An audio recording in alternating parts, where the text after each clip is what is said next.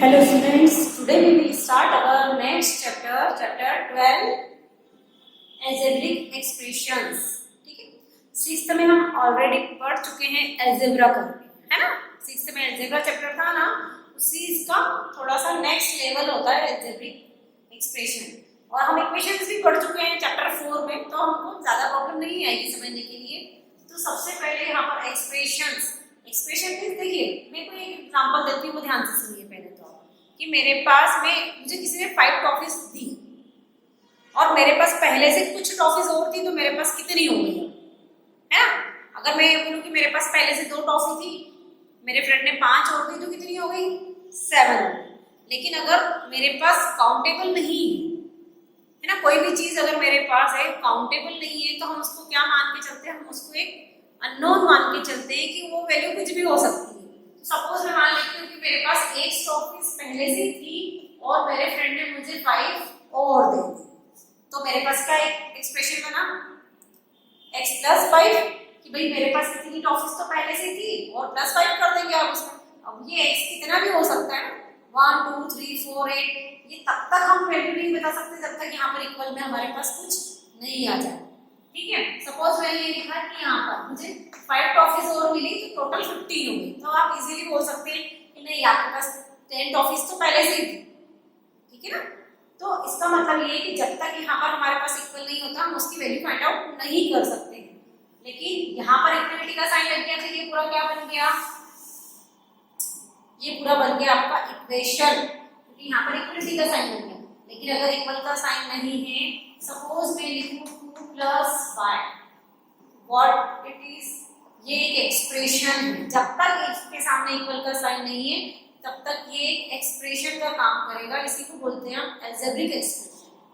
ठीक है ना, अलजेब्रिक एक्सप्रेशन में क्या क्या होता है, आपके कांस्टेंट नंबर हो सकते हैं, आपके mathematical symbol plus minus multiple divide सब यूज कर सकते हैं, और साथ ही साथ कांस्टेंट तो ठीक है, एक अननोन भी होता है। अननोन मींस जिसको वैल्यू हमको पता नहीं है, तो हम उसको किसी भी अल्फाबेटिकल लेटर से लिख सकते हैं, A B C A to Z, कोई भी लेटर हम यूज कर सकते हैं। जनरली हम X Y K L M N use करते हैं। यहाँ पर आप देखेंगे कि बहुत सारे वेरिएबल्स यूज करते हैं। तो यहाँ पर इसमें ये पूरा क्या हो गया आपका अलजेब्रिक एक्सप्रेशन। ठीक है, ये आपका अलजेब्रिक एक्सप्रेशन हो गया। ठीक है, तो अब यहाँ पर ये अलजेब्रिक एक्सप्रेशन में भी किस किस चीजों से मिलकर बना है ना। तो यहाँ पर प्लस और माइनस से आपको डिफरेंशिएट करना पड़ेगा कि 2 अलग है और 5 अलग टर्म है। तो इसमें टर्म्स क्या होगा, टर्म्स मतलब कोई भी प्लस के साइन के इधर उधर जितने भी है उनको सबको सेपरेट। तो इसमें कितनी टर्म्स होगी, एक तो 2 हो गया और एक y, ये टर्म्स हो गई इसकी। ठीक है, अब इसके बाद आते हैं फैक्टर्स। फैक्टर्स तो आपने पढ़े हैं ना। अगर मैं आपको बोलूं कि यहाँ पर 15 के मुझे फैक्टर्स बताइए, 15 के फैक्टर्स कितने होंगे, 1 होगा, 3 से डिविजिबल है, 5 से डिविजिबल है, 15 से। तो यहाँ पर इसके 15 के फैक्टर्स कितने हो गए, 4 फैक्टर्स हो गए ना। ये उसके सारे डिविजिबल, उसी हम इन चारों से डिविजिबल कर सकते हैं ना 15 का, तो ये इसके फैक्टर्स हो गए। अब यहाँ पर फैक्टर्स 2 का फैक्टर्स, देखिए कांस्टेंट में कोई फैक्टर नहीं होता 2, ठीक है, लेकिन स्पेशली हम जो फैक्टर्स होंगे, फैक्टर्स में 2 का फैक्टर एक तो 2 हो गया और 1 हो गया, और y में y और कॉमा 1, क्योंकि 1 तो है ही ना, अगर और कुछ नहीं है, तो ये इसके फैक्टर्स होंगे। ठीक है, अगर सपोज मेरे पास यहाँ पर एक और कोई एग्जांपल दिया है कि 2x² + 5y, ये हमारे पास कोई एक्सप्रेशन है। जब तक इसमें इक्वल का साइन नहीं है, वो एक्सप्रेशन ही होगा। ठीक है, तो अब ये हमारे पास एक्सप्रेशन है, इसकी टर्म्स मतलब सब चलेगा, हम माइनस करेंगे। ठीक है, तो माइनस, तो यहाँ पर टर्म्स कितनी होगी, प्लस माइनस से डिफरेंशिएट करना है आपको, मल्टीपल और डिवीजन वाला नहीं सेपरेट होगा। ठीक है, तो 2x² एक टर्म हो गई और दूसरी टर्म कितनी हो गई माइनस, माइनस का है तो माइनस बाद वाले टर्म के साथ भी जाएगा, तो ये इसके टर्म्स हो, मतलब प्लस और माइनस के बाद जितनी भी है। यहाँ पर सपोज मैं यहाँ पर 8 लगा देती हूँ, तो अब कितनी टर्म्स हो गई इसमें, माइनस है, 1 ये हो गया, दूसरी टर्म ये हो गई, और तीसरी टर्म ये हो गई, ये इसकी टर्म्स हो गई। तो अब हमारे पास कितनी हो गई, 2x² एंड 5y एंड 8, इसकी 3 टर्म्स हो गई। ठीक है। अब इसके मुझे फैक्टर्स चाहिए है ना, इसके फैक्टर्स निकालते हैं। इसके फैक्टर्स में क्या क्या आ रहा है, एक तो 1 तो हमेशा क्या आएगा 2 भी है, एक बार x है और एक बार एक और x, ये इसके फैक्टर्स हो गए। फैक्टर्स मतलब वो कितने छोटे छोटे टुकड़ों में बांटा जा सकता है, ठीक है, दैट इज द फैक्टर। ये इसके फैक्टर हो गए। अब यहाँ पर -1 5 और y ये तीनों इसके फैक्टर्स हो गए, ठीक है। और 8 में कितने फैक्टर हो गए, 1 2 4 8, ये इसके फैक्टर्स हो गए ना, ठीक है, 1 2 4 8। अब ध्यान से सुनिए, अब हम बात करते हैं कोफिशिएंट्स। कोफिशिएंट्स क्या होता है ना, फैक्टर्स तो समझ में आ गया, फैक्टर मतलब उसके छोटे छोटे part, that is the factor. Terms means plus minus को सेपरेट कर देती है ना, जिन जिन से मिलकर वो एक्सप्रेशन बना है और प्लस माइनस से सेपरेट करिएगा तो आपको टर्म्स मिल जाएंगे। यहाँ पर 1 2 टर्म्स है, यहाँ पर 1 2 3 टर्म्स है, ठीक है। अब हम बात करते हैं कोफिशिएंट्स।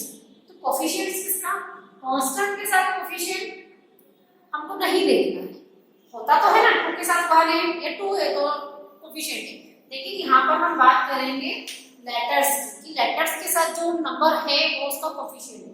यहाँ पर y के साथ कुछ भी नहीं है, इसका मतलब इसमें एक कोफिशिएंट है y, सॉरी 1, y के साथ 1 है। कांस्टेंट नंबर ढूंढना है हमको लेटर्स के साथ में, तो वो उसका कोफिशिएंट हो गया, ठीक है। अब यहाँ पर बात करते हैं 2x², तो यहाँ पर हम कोफिशिएंट में यहाँ y का कोफिशिएंट देखा था, यहाँ पर हम x² का देखेंगे कि x² के साथ क्या क्या है, कुछ नहीं है 2 है, तो ये इसका कोफिशिएंट हो गया।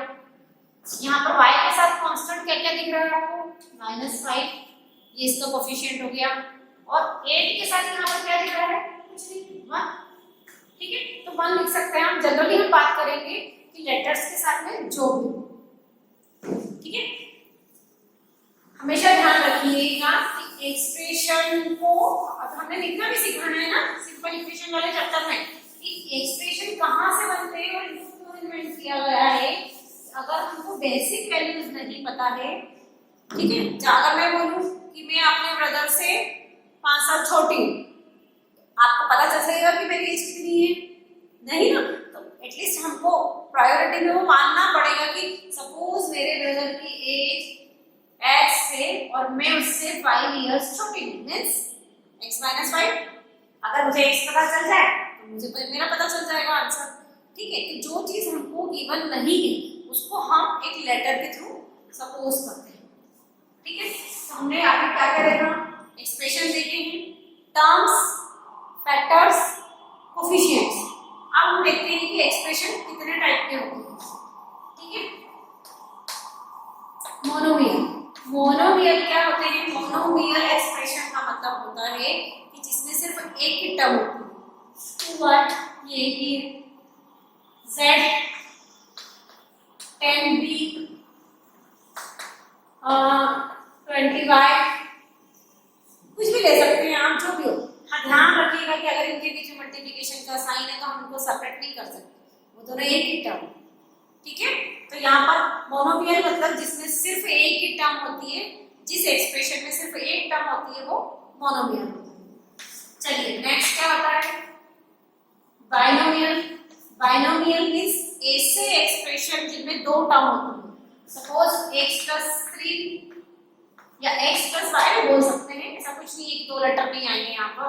x+y मान लीजिए 3x + 2y, ठीक है ना। तो आप कैसे डिफरेंशिएट करेंगे, इस प्लस के साइन के एक इधर है एक इधर है, मतलब 1 और 2, यहाँ पर प्लस का साइन यहाँ पर माइनस ले लेते हैं ताकि कंफ्यूजन नहीं हो, मतलब प्लस और माइनस दोनों टर्म्स को सेपरेट करते हैं।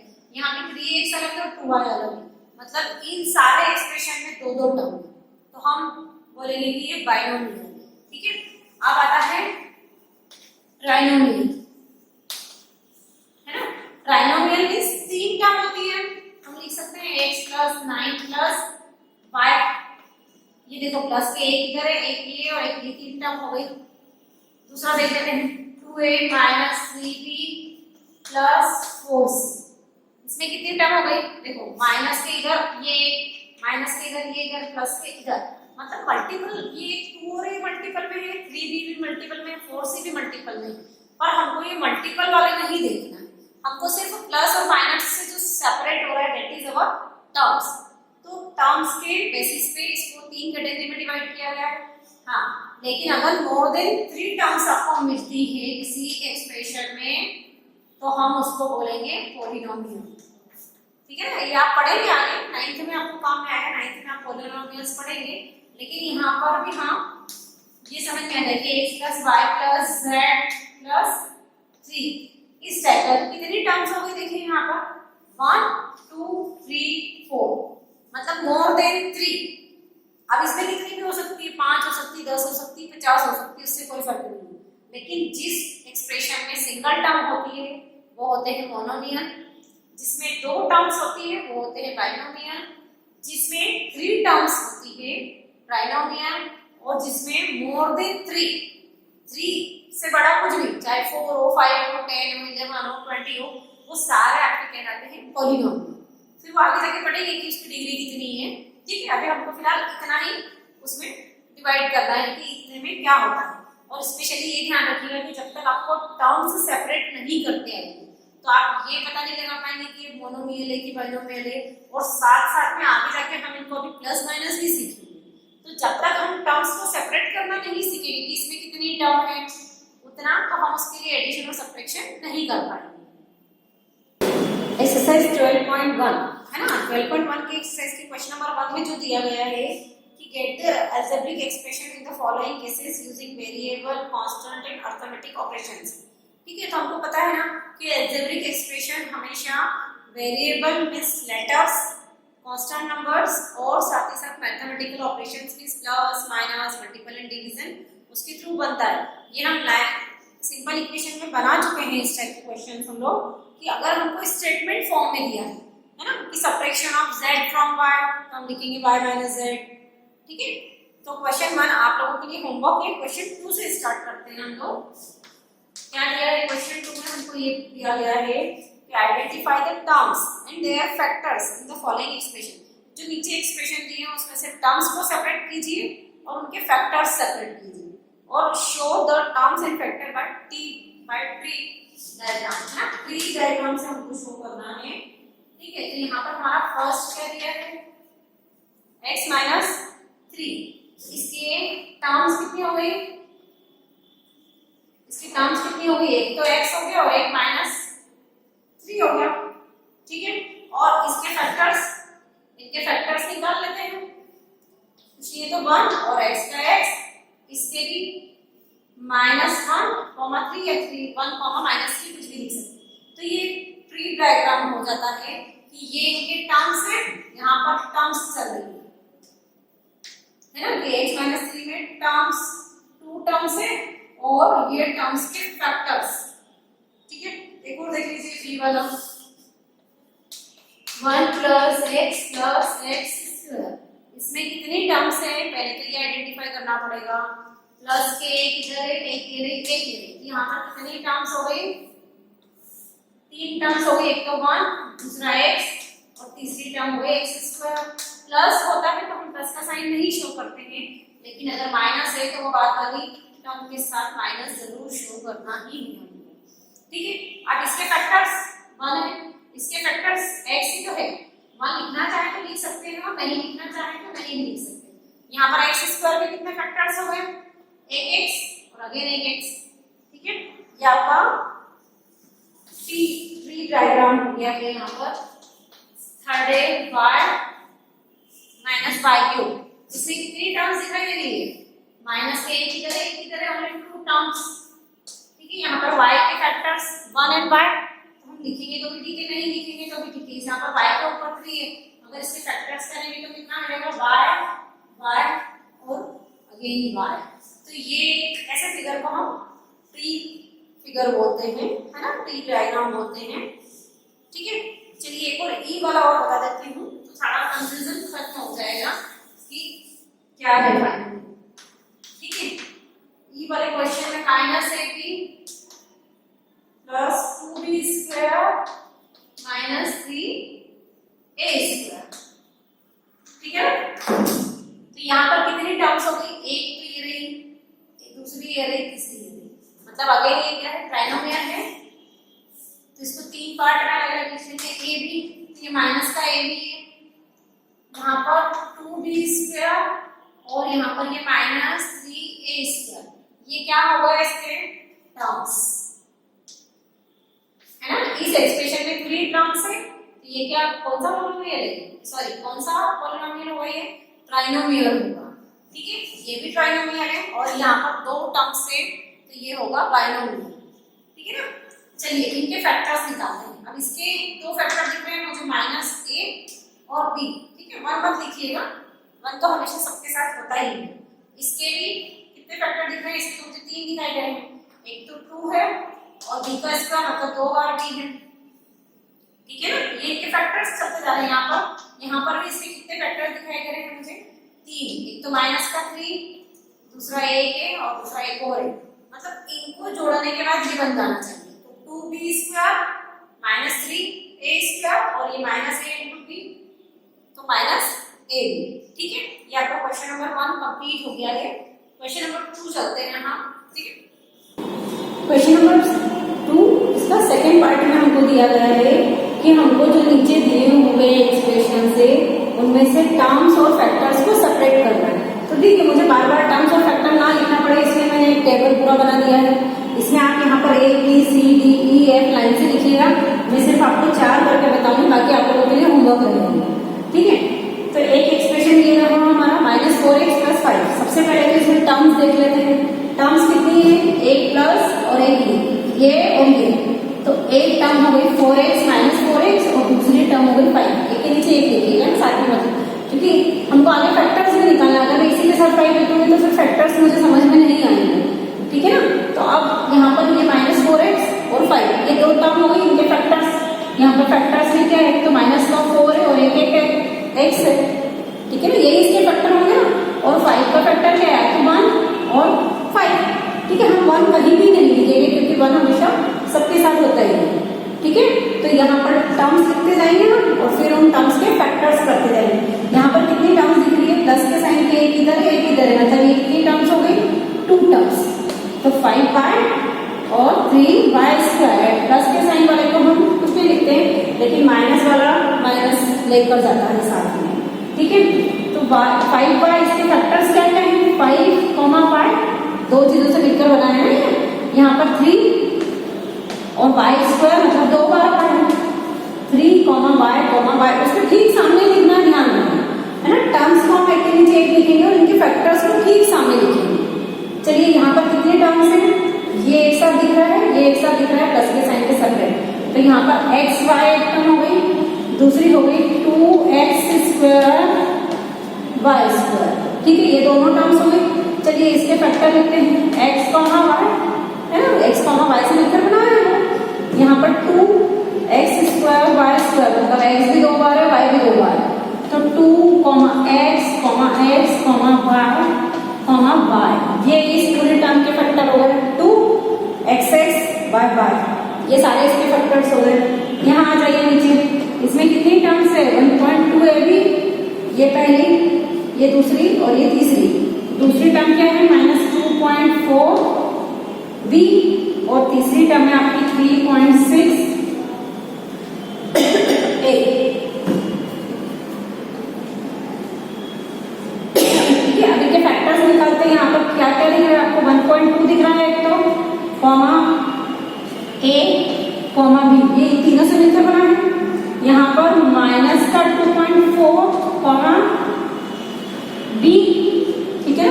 और यहाँ पर ये 3.6, कॉमा a, इन चीजों से मिलकर बना है।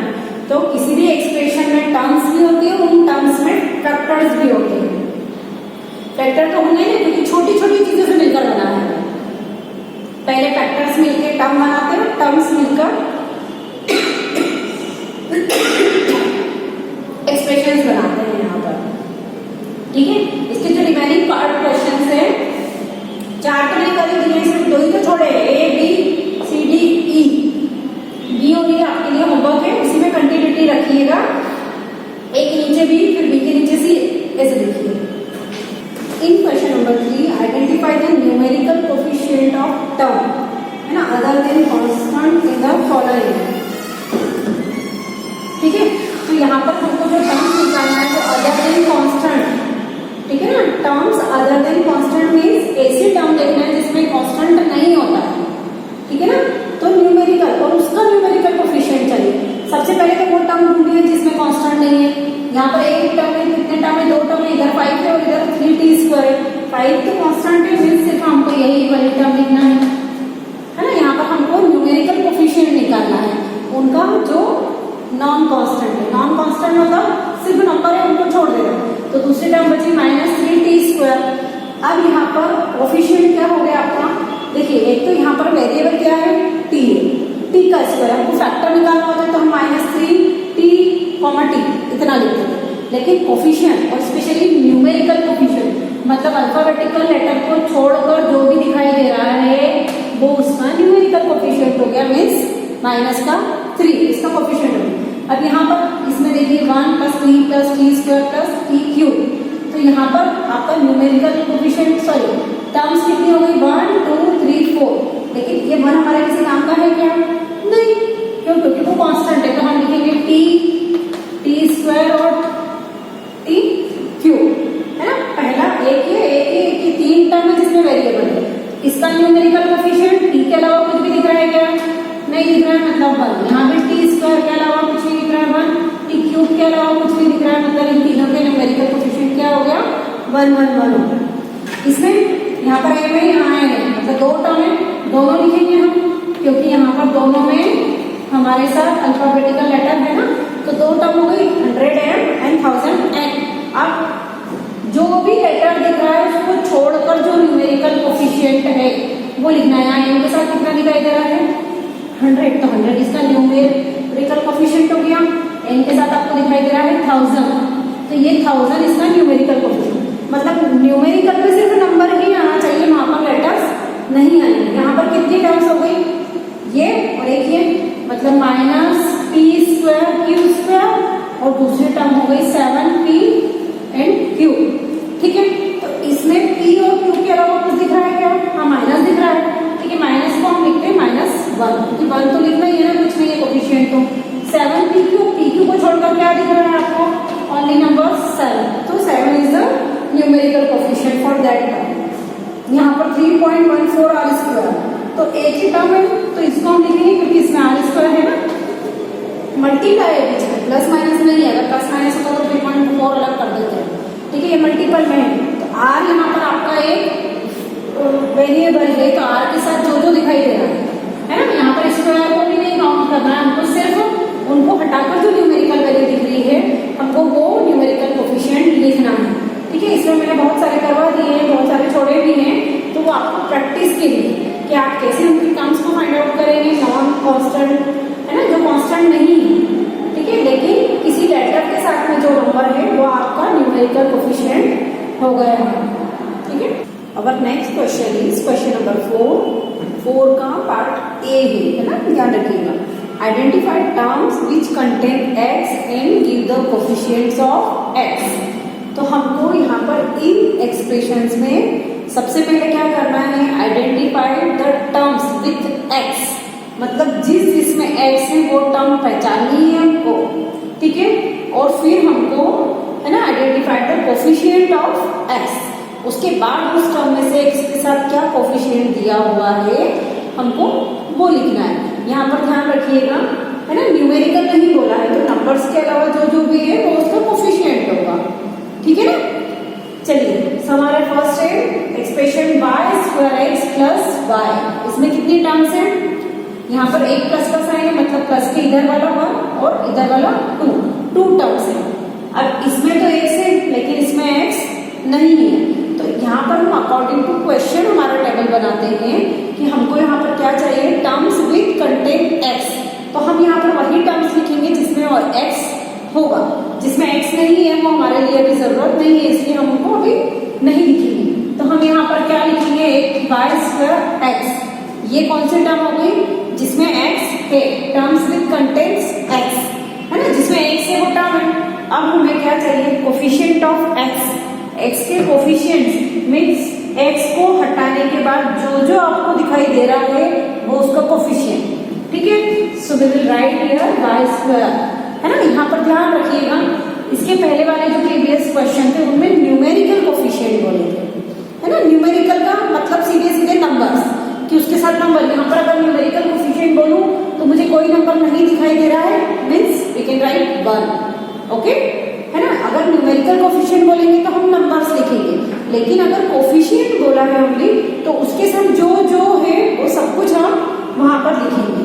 चलिए नेक्स्ट एक्सप्रेशन है 13y² माइनस 8x। यहाँ पर कितनी टर्म्स हो गई, माइनस का सिंबल है, माइनस के इधर वाले मल्टीपल और डिवीजन में हमको नहीं जाना है, सिर्फ प्लस माइनस से हमको देखना है टर्म्स। तो माइनस के इधर वाली 1 टर्म, माइनस के उधर वाली 2nd टर्म, इसमें x नहीं है तो हम इसको नहीं लिखेंगे, इसमें x है। यहाँ पर ध्यान रखिएगा, अगर माइनस उसके पहले है तो हमको माइनस लिखना जरूरी है, ठीक है। माइनस 8x हमारी वो टर्म हो गई जिसमें x है, ठीक है। इसकी कोफिशिएंट के लिए हमने x को हाइड कर दिया, तो हमें क्या दिखाई दे रहा है यहाँ पर -8। लेकिन ध्यान रखिएगा यहाँ पर -8 इसलिए लिख रहे हैं क्योंकि वही उसके साथ है ना, न्यूमेरिकल नॉन न्यूमेरिकल जो भी बोला जाता है, लेकिन हमारे पास फिलहाल के लिए वही है, ओके। नेक्स्ट है हमारी एक्सप्रेशन 5 + z + zx। इसमें कितनी टर्म्स हो गई, यहाँ पर एक प्लस का सिंबल है, एक टर्म ये हो गई, फिर प्लस के इधर वाली दूसरी टर्म, प्लस के इधर भी है, इधर भी मीन्स ये 1 2 3 टर्म्स हो गई। इसमें x है नहीं है, इसमें x नहीं है, इसमें x है, तो हम कौन से टर्म को चूज करेंगे, zx, क्योंकि हमको ओनली कंटेंट जिसमें टर्म्स विद कंटेंट्स x, जिसमें x है वही लिखना है। फिर x को हाइड किया, क्या रिमाइंडर बच रहा है हमारे पास, जो भी बच रहा है z, तो z इसका कोफिशिएंट हो गया। अब यहाँ पर नेक्स्ट है 1 + x + xy। 1 के इधर वाली एक टर्म, 1 के नेक्स्ट वाली प्लस के इधर वाली एक टर्म, फिर प्लस के इधर वाली एक टर्म, मीन्स कितनी हो गई 1 2 3 टर्म्स हो गई। यहाँ पर 1 के साथ x है नहीं, यहाँ पर x है तो हम इसको ऐसे लिखेंगे x, क्योंकि इसमें एक और टर्म ऐसी है जिसमें x है तो हम उसको एक के नीचे एक ही लिखेंगे, है ना, एक साथ नहीं लिखेंगे, नहीं तो हम उसकी कोफिशिएंट कैसे शो करेंगे, ठीक है। यहाँ 2 टर्म ऐसी है जिसमें x है तो हम उनको एक के नीचे एक लिखेंगे। यहाँ पर x के साथ कुछ दिखाई दे रहा है, नहीं दिखाई दे रहा है, तो 1 है ना, 1 is the coefficient of x, और यहाँ पर x के साथ क्या दिखाई दे रहा है, y, तो x y की टर्म में y x का कोफिशिएंट हो गया। नेक्स्ट पे चलते हैं 12xy² + 25। यहाँ पर प्लस के सिंबल के एक इधर है और ये पूरा एक साथ है ना, मल्टीपल में है, तो ये पूरी एक ही टर्म होगी, दूसरी टर्म ये, इन 2 टर्म्स में से इधर x नहीं है, यहाँ पर x है, तो हम इसको लिख लेते हैं 12xy²। टर्म्स को पूरी को एज इट इज लिखना है ना, 12xy²। अब यहाँ पर हमको x की कोफिशिएंट चाहिए, तो आप ओनली x को हाइड करेंगे, x को हाइड करने के बाद क्या दिखाई दे रहा है 12y², ठीक है। जो भी उस टर्म में x के साथ दिखाई दे रहा है वो उसका कोफिशिएंट हो गया, तो x को छोड़ के जो भी दिखाई दे रहा है वो हम सारा लिखेंगे। नेक्स्ट 7x + xy², यहाँ भी x है, प्लस के इधर एक है, प्लस के इधर ये, तो 2 टर्म हो गई, दोनों में x दिखाई दे रहा है, ठीक है। स्टेप बाय स्टेप लिख लीजिए 7x और नीचे xy², है ना, दोनों में x है, ऊपर वाले में 7x, तो x को हाइड किया तो हमको इसका कोफिशिएंट क्या मिलेगा, ओनली 7, और xy² में अगर हमने x को हाइड किया है तो यहाँ पर हमको इसका कोफिशिएंट क्या मिलेगा, y²। मीन्स हम यहाँ पर सबसे पहले टर्म्स आइडेंटिफाई करेंगे, टर्म्स को सिलेक्ट करेंगे, है ना, जिसमें x दिया है, और फिर उसके साथ कोफिशिएंट। इन्हीं क्वेश्चंस को और अलग तरीके से भी बताया जा सकता है।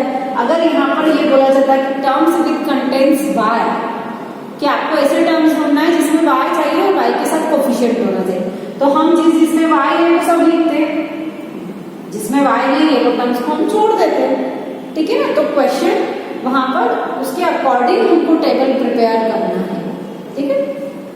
इन क्वेश्चन नंबर 4b है ना, identify terms which contain y² and identify the coefficient of y², ठीक है। यहाँ पर हमको 3 एक्सप्रेशन दिए गए हैं, उसमें हमको क्या करना है कि सबसे पहले हमको कंटेनिंग y² वाले टर्म्स को छांटना है, मतलब जिसमें y² है वो सारे टर्म्स को हम लिखेंगे, और उसके बाद y² के कोफिशिएंट्स को हमको आइडेंटिफाई करना है। यहाँ पर फर्स्ट हमारा एक्सप्रेशन है 8 - xy², यहाँ पर कितनी टर्म्स हो गई, माइनस के एक इधर है और ये पूरा इधर है, तो 2 टर्म्स हो गई। इसमें y स्क्वायर नहीं है, ठीक है, इसको छोड़ देते हैं। जिसमें y स्क्वायर है ओनली वो राइट टर्म्स हम लिखेंगे, तो माइनस एक्स वाई स्क्वायर पूरा लिखेंगे। अब हमको इसके पहले वाले क्वेश्चन में जैसे x के कोफिशिएंट चाहिए थे, यहाँ पर हमको y स्क्वायर के कोफिशिएंट, मतलब जिसके भी कोफिशिएंट बोले जाते हैं उसको हाइड कर दीजिए। उसके अलावा जो भी आपको दिखाई दे रहा है वो उसका कोफिशिएंट है, means minus x is the coefficient of y square, ठीक है। नेक्स्ट हमारा एक्सप्रेशन है 5y स्क्वायर प्लस 7x। यहाँ पर प्लस के सिंबल इधर ये है और इधर ये टर्म है, मीन्स 2 टर्म्स हो गई यहाँ पर। इन 2 टर्म्स में इसमें तो y स्क्वायर नहीं है, हमारी फर्स्ट टर्म में y स्क्वायर है, तो 5y स्क्वायर, ठीक है। यहाँ पर आप 5y square, again y square को आपने हाइड किया, क्या दिखाई दे रहा है, ओनली 5, तो 5 is the coefficient of y square. Next है 2x square by minus 15xy square plus 7y square. सबसे पहले तो हम टर्म्स देख लेते हैं। यहाँ पर ये सब कुछ मल्टीपल में दिख रहा है, ये पूरा एक हो गया, माइनस 15xy स्क्वायर, इनके बीच में प्लस माइनस नहीं है, मतलब ये पूरा एक हो गया। यहाँ 7y स्क्वायर मीन्स ये 1, 2 एंड 3 टर्म्स, यहाँ पर 3 टर्म्स हो गए हमारे पास में। इसमें y स्क्वायर है क्या, नहीं है, तो हम इसको नहीं लिखेंगे। इसमें y स्क्वायर है, तो हमारी फर्स्ट टर्म हो गई 15xy स्क्वायर, ठीक है। इसमें भी y स्क्वायर दिख रहा है, तो उसके नीचे लिखेंगे हम 7y स्क्वायर। मीन्स इस एक्सप्रेशन में 2 टर्म्स ऐसी है जिसमें y स्क्वायर है। यहाँ पर अगेन y स्क्वायर को हाइड कीजिए आप लोग। y स्क्वायर को हाइड करने के बाद क्या दिखाई दे रहा है, माइनस 15x, ठीक है। माइनस 15 जो है, माइनस 15x, यहाँ पर y स्क्वायर का कोफिशिएंट हो गया। यहाँ पर भी y स्क्वायर को अगर हम हाइड कर देते हैं तो हमको दिखाई देता है ओनली 7। मीन्स ये इन एक्सप्रेशन में ये टर्म्स ऐसी है जिनमें y स्क्वायर है और लास्ट कॉलम हमारा बन जाएगा कि कोफिशिएंट ऑफ y स्क्वायर, कि y स्क्वायर के साथ साथ क्या क्या कोफिशिएंट आ रहा है। और next question is question number 5। In question number 5 है ना, we will identify the binomial, monomial and trinomial in the given expression। Means इस क्वेश्चन में आपको क्या करना है कि नीचे जितने सारे ये 12 एक्सप्रेशन दिए हुए हैं इनको आपको क्लासिफाइड करना है। किस किस में, मोनोमियल है, बाइनोमियल है और ट्राइनोमियल है, ठीक है। मैंने आपको पहले भी एक्सप्लेन किया है, फिर से ध्यान से सुनिए, है ना, कि क्या होते हैं मोनोमियल, बाइनोमियल और ट्राइनोमियल। सबसे पहले हमको टर्म वाइज डिवाइड करना है, ठीक है। अगर हम सारे एक्सप्रेशन में अगर हमको टर्म्स पता चल जाती है कि किसमें कितनी टर्म्स है, तो हम उसके अकॉर्डिंग बोल सकते हैं। एक टर्म, जिसमें एक टर्म होती है एक्सप्रेशन में, वो सारे क्या होते हैं, मोनोमियल। चलिए सबसे पहले देखते हैं, यहाँ पर इसके साथ प्लस माइनस में कुछ भी नहीं है, ये सारे क्या है, मोनोमियल, ठीक है। मतलब पॉलिनोमियल का एक टाइप होता है, ये सिंगल टर्म है इसलिए इसको हम मोनोमियल, मोनो मीन्स 1, ठीक है। और 100, ठीक है, नंबर तो क्या हुआ, उसके साथ कुछ भी नहीं है ना प्लस माइनस में, मीन्स ये भी क्या हो गया, मोनोमियल। और कोई ऐसी टर्म दिखाई दे रही है जिसमें सिंगल है, हाँ, यहाँ पर 7 mn। देखिए ध्यान रखिए हम टर्म्स को कैसे आइडेंटिफाई करते हैं। अगर प्लस माइनस नहीं है, यहाँ पर अगर इसके साथ 4 लेटर और भी होते ना तो उससे हमको फर्क नहीं पड़ता है, क्योंकि सारे मल्टीपल में, मतलब जब भी मल्टीपल होगा वो एक ही नंबर बनेगा, ठीक है। तो 7 mn, यहाँ पर प्लस माइनस कोई नहीं है इसको आइडेंटिफाई करने के लिए, तो ये मोनोमियल। इसके अलावा कोई भी है क्या, नहीं, अब नहीं है कोई भी मोनोमियल। मीन्स अच्छे से समझ में आ गया, जिसके साथ जो सिंगल टर्म है, जिस एक्सप्रेशन में एक टर्म होती है वो होता है मोनोमियल, ठीक है। नेक्स्ट चलते हैं हम बाइनोमियल। बाइनोमियल मीन्स जैसे जिस एक्सप्रेशन में 2 टर्म्स होती है। कैसे आइडेंटिफाई करेंगे, देखिए अभी यहाँ पर 4/a के माइनस 7z, मीन्स माइनस के एक इधर टर्म है, एक इधर टर्म है, ये कितनी टर्म हो गई, 2 टर्म। तो 2 टर्म को हम लिखते हैं कि दैट इज बाइनोमियल। ये कौन सा एक्सप्रेशन है, ये बाइनोमियल एक्सप्रेशन है। और यहाँ पर ये दिख रहा है, ये दिख रहा है, ये 3 है, ये 5 माइनस 3t, एक माइनस के इधर है, ये सिंगल टर्म, माइनस 3t दूसरी टर्म, तो ये क्या हो गया, बाइनोमियल, ओके। जब तक आपको इनको क्लासिफाई करना नहीं आएगा, आप इनका एडिशन, सब्ट्रैक्शन, मल्टीप्लिकेशन में हमारे पास बहुत ही कॉम्प्लिकेशन होता जाएगा। ठीक है, तो ये आपको टर्म्स को आइडेंटिफाई करना बहुत ज्यादा जरूरी है। यहाँ पर आपको एक माइनस का सिंबल दिख रहा है, मतलब दो, 4p² एक हो गया और 4pq² एक हो गया। ये भी आपका कौन सा एक्सप्रेशन हो गया, बाइनोमियल। और भी है यहाँ ये रहा a² प्लस b² प्लस के एक इधर टर्म है एक इधर टर्म है, मीन्स ये भी हमारे क्या हो गया, बाइनोमियल। आपको क्लासिफाइड किस में करना है, इन तीनों में, मीन्स प्लस और माइनस का ध्यान रखिएगा बस। z² प्लस z प्लस के एक इधर टर्म है एक इधर है, मीन्स ये भी क्या हो गया, बाइनोमियल। ठीक है, अब और कुछ दिख रहा है क्या, नहीं, यहाँ पर सब तो तीन टर्म दिखाई दे रही है। ठीक है ना, x plus Y minus X Y plus के एक इधर टर्म, फिर ये दूसरी टर्म, फिर यहाँ पर माइनस आ गया, मतलब ये सेपरेट हो गया। ठीक है, प्लस और माइनस जिसको सेपरेट कर देता है, तो यहाँ पर 1 2 3 टर्म्स, जिसमें 3 टर्म्स से वो क्या हो जाते हैं, ट्राइनोमियल। ओके, यहाँ पर भी a भी एक साथ है, फिर माइनस आ गया, a सेपरेट हो गया, b फिर माइनस आ गया तो b सेपरेट हो गया, मीन्स 1 2 3 टर्म्स हो गई यहाँ पर, तो ये हो गया आपका ट्राइनोमियल। ओके, और है यहाँ पर, हाँ ये रहा z² माइनस आ गया, मीन्स z² वाला गया, 3z, फिर ये वहाँ सेपरेट हो गया, प्लस 8 मीन्स 8 भी सेपरेट हो गया, मीन्स 1 2 3 अगेन यहाँ पर आपको 3 टर्म मिल रही है, तो ये आपका क्या बन गया, अगेन ट्राइनोमियल। ठीक है, यहाँ पर भी प्लस है, 1 अलग हो गया, प्लस के इधर x है, ये सेपरेट हो गया, प्लस के आगे x² है, मीन्स जहाँ आपको प्लस माइनस दिख रहा है उनके बीच की जो है वो टर्म सेपरेट करके जाएगा। 1 2 3 अगेन हमारे पास 3 टर्म हो गई, तो ये हमारे लिए बन गया ट्राइनोमियल, मीन्स सिंगल टर्म। जिस एक्सप्रेशन में एक ही टर्म होती है, कोई प्लस माइनस में कुछ भी साथ में नहीं होता, वो मोनोमियल। जिसमें 2 टर्म होती है, मतलब एक बार प्लस या माइनस आया, सीधे सीधे आप इसे याद रख सकते हो। यहाँ पर एक बार माइनस आया है, फिर यहाँ पर भी एक बार माइनस आया है, यहाँ भी एक बार माइनस आया है, यहाँ प्लस आया है, एक ही बार आया है, मतलब वो 2 टर्म में डिवाइड करेगा। ठीक है, तो वो बाइनोमियल। जहाँ पर 2 बार आया है minus plus minus plus plus, मतलब 2 सिंबल नजर आ रहे हैं प्लस माइनस के, तो वो तब ट्राइनोमियल होगी। ठीक है, तो आपको ये क्लासिफिकेशन आना बहुत जरूरी होता है। In question number 6 state whether a given pair of terms of like और अनलाइक टर्म्स। ठीक है, ये एक नई चीज है आपके अलजेब्रा में कि आपको टर्म्स को आइडेंटिफाई करना है कि वो लाइक टर्म्स है और अनलाइक टर्म्स है।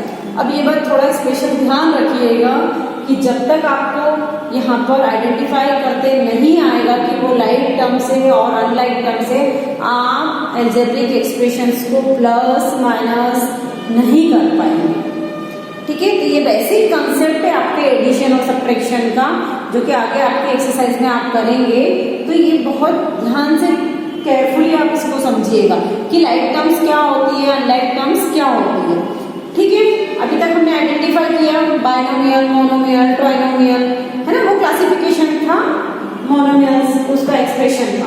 ठीक है, अब लाइक टर्म्स क्या होती है, यहाँ पर आपको क्या दिखाई दे रहा है, 1, यहाँ पर 100, मतलब हम लाइक और अनलाइक टर्म देखने के लिए ये सिर्फ इतना नोटिस करेंगे कि जितनी भी टर्म्स दी हुई है हमारे पास कॉमा में, उन दोनों में सेम लेटर है कि नहीं, मतलब फाइनली हमको अल्फाबेट लेटर देखना है। यहाँ पर भी कोई लेटर नहीं है, यहाँ पर भी कोई लेटर है ही नहीं, तो दैट इज लाइक। ये लाइक टर्म्स है ना, ये एक अलग है, ये एक अलग है, वो मोनोमियल बाइनोमियल, उससे हमको अभी यहाँ पर कोई मतलब नहीं है, हमको ओनली लाइक अनलाइक क्लासिफिकेशन करना है। तो ये लाइक हो गई, यहाँ पर माइनस का 7x और 5/2x 2 टर्म दी हुई है, ये अलग है, ये अलग है, कॉमन लगा हुआ है। यहाँ पर इसके साथ कौन सा लेटर है, x, इसके साथ कौन सा लेटर x, यहाँ भी x है, यहाँ भी x है, बाकी वाले नंबर से हमको कोई मतलब नहीं है, हमको सिर्फ लाइक देखने के लिए ओनली लेटर्स को आइडेंटिफाई करना है। तो ये भी क्या हो गया आपका लाइक टर्म्स हो गई। ठीक है, थर्ड पे चलते हैं, यहाँ पर आपका 29x माइनस 29y है ना, ये अलग है, ये अलग है, कॉमन लगा है ना, माइनस का 29 यहाँ भी है, माइनस का 29 यहाँ भी लेकिन ध्यान से देखिए यहाँ पर x है और यहाँ पर y है, मीन्स नंबर से हमको कोई मतलब नहीं है, इसके साथ x है इसके साथ y, दोनों एक ही है क्या? नहीं, अलग अलग लेटर है, तो ये टर्म्स क्या हो जाती हैं? Unlike terms. ठीक है, हम इनको कभी भी प्लस माइनस नहीं कर सकते, ये सेपरेट ही रहने वाले हैं। जो यहाँ पर सेम लेटर जिसमें आता है, जो लाइक टर्म्स होती है, हम उनको हमेशा प्लस माइनस करके सॉल्व कर सकेंगे। ठीक है, इनको हम प्लस माइनस नहीं कर पाएंगे, ये एज इट इज रहेंगे। यहाँ पर भी ध्यान से देखिए, यहाँ पर 14xy, यहाँ पर भी 42y है। अब यहाँ पर एक x और एक y है, यहाँ पर भी एक x और एक y है। ध्यान रखिए, हमने 7th में कम्यूटेटिव प्रॉपर्टी पढ़ी है ना, चैप्टर 1 में x y को हम yx भी लिख सकते हैं, उससे कोई फर्क नहीं है क्योंकि यहाँ मल्टीप्लिकेशन हो रहा है। अगर 2 into 3 है सपोज, तो आप उसको 3 into 2 भी तो लिखेंगे ना। मल्टीप्लिकेशन में तो हमने कम्यूटेटिव प्रॉपर्टी पढ़ी है, मीन्स अगर इसका ऑर्डर चेंज हो जाता है तो उससे कोई फर्क नहीं होता है। यहाँ पर एक बार x है, यहाँ एक बार y है, यहाँ पर एक बार y है, तो that is the like terms. ये क्या है? ऑलरेडी लाइक टर्म्स है। ठीक है, यहाँ पर देखिए 4m²p, यहाँ पर 4mp²। यहाँ पर m कितना है? Square means 2 times m। यहाँ पर कितनी बार है? 1 टाइम। यहाँ पर p कितनी बार है? 1 बार है, लेकिन यहाँ पर p का स्क्वायर मीन्स p 2 बार है। तो ये दोनों कॉम्बिनेशन सेम हो रहा है क्या? देखिए सेम लेटर पे मत जाइए। यहाँ पर m का स्क्वायर है मीन्स सेम 2 टाइम्स है, यहाँ पर 1 बार है, यहाँ p 1 बार है, यहाँ p 2 बार है, means that is the unlike terms. इनको हम क्या बोलेंगे? जब सेम नंबर्स में अगर वेरिएबल्स नहीं है तो वो अनलाइक टर्म्स होती है। यहाँ पर भी देखिए 12xz और यहाँ पर 12x² z²। यहाँ पर x 1 बार है, यहाँ पर 2 बार है, यहाँ पर z 1 बार है, यहाँ पर z 2 बार है, तो ये भी आपकी क्या हो जाएगी? अनलाइक टर्म्स हो जाएगी। ठीक है, मीन्स आपको लाइक टर्म्स को कैसे पहचानना है कि किसी भी नंबर के साथ अगर यहाँ पर x है तो बाकी अगर 4 टर्म भी और चारों में x है तो वो सारी लाएंगे। ऐसा नहीं है कि हर बार हम 2 में ही कंपैरिजन करेंगे। ठीक है ना, सपोज यहाँ पर मेरे पास कोई है a लेटर, जरूरी नहीं आपको हमेशा